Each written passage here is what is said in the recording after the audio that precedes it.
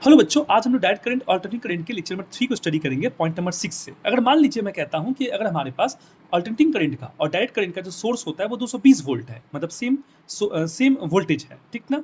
तो मैं अगर आपसे पूछता हूं कि बताइए मेरे को डायरेक्ट करंट ज़्यादा डेंजरस है कि अल्टरनेटिंग करंट ज़्यादा डेंजरस है, तब आप मुझसे कहिएगा सर देखिए एसी करंट जो होता है वो ज़्यादा डेंजरस होता है कंपेयर टू डीसी करंट के कंपेयर में।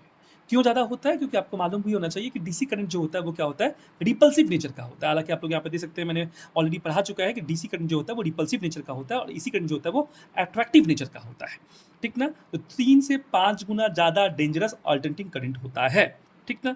अब सवाल यहाँ पर आता है कि लो पावर अप्लायंस हम लोग जनरली स्टडी करते हैं। जब लो पावर अप्लायंस हम लोग स्टडी करते हैं तो वहाँ पे दो टाइप के वायर इस्तेमाल होते हैं, एक लाइव वायर, एक न्यूट्रल वायर इस्तेमाल होता है।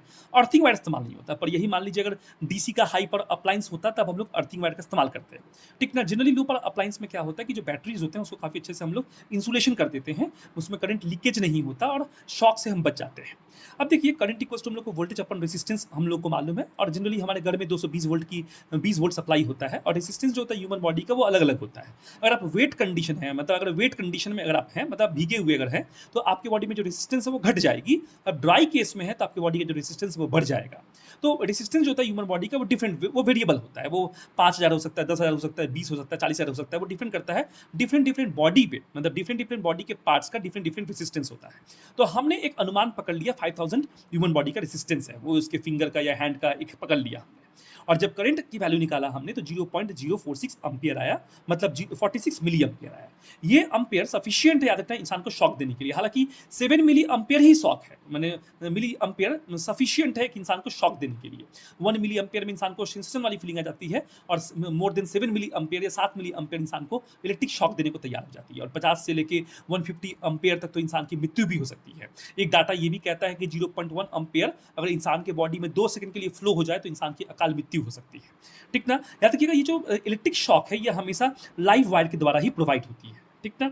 अब बात करते हैं न्यूट्रल वायर की, बात करते हैं न्यूट्रल वायर जो होता है उसमें वो उसमें वोल्टेज है जीरो होती है, आपको मालूम है, जिसके कारण इंसान के बॉडी में करंट फ्लो नहीं हो सकता न्यूट्रल वायर के द्वारा। ये वो भी कंडीशन, ये आइडियल सिस्टम है, याद रखिएगा। आइडियल सिस्टम याद रखिएगा मतलब ये हुआ कि वोल्टेज जो होती है न्यूट्रल वायर में हमेशा जीरो होती है। आप जब लाइव वायर और न्यूट्रल वायर को जब पकड़ते हैं तभी आपको इलेक्ट्रिक शॉक लगती है। सिर्फ आप लाइव वायर को, न्यूट्रल वायर को अगर पकड़ेंगे आप और आपकी बॉडी अगर अर्थ से कनेक्टेड है तो आपको करंट नहीं लगेगी, क्योंकि अर्थ का भी वोल्टेज 0 वोल्ट है और लाइव वायर का भी वोल्टेज जो 0 वोल्ट है, पोटेंशियल सेम है, करंट नहीं लगेगा। आप लाइव वायर को पकड़े हैं और धरती के साथ टच है तो आपको बिजली लगेगी, इलेक्ट्रिक शॉक लग जाएगी। अभी तक हम लोगों ने डीसी को पढ़ा, नेक्स्ट लेक्चर में हम लोग एसी के बारे में पढ़ेंगे। तब तक आप मेरे साथ बने रहें। तब तक के लिए बेटा नमस्कार।